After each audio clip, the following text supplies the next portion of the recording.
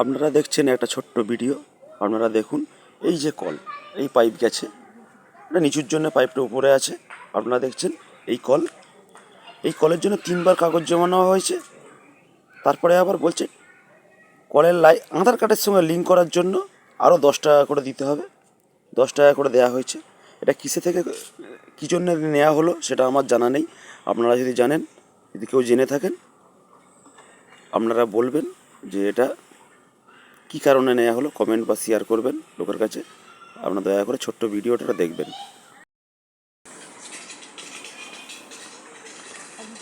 10 টাকাটা কিসের দিতে হবে দাদা? জিও ট্যাগ হচ্ছে না কলের কি জন্য? কি জিও ট্যাগ হচ্ছে কলের জন্য। জিও ট্যাগ মানে লিংক হচ্ছে না আচ্ছা, কলের আধার সাথে, কার্ডের আধার কার্ডের সাথে সঙ্গে লিংক হচ্ছে, এটা তাই জন্য। 10 টাকাটা কেন দিতে হবে? এটা লিংক করার জন্য। লিঙ্কটা কিসের?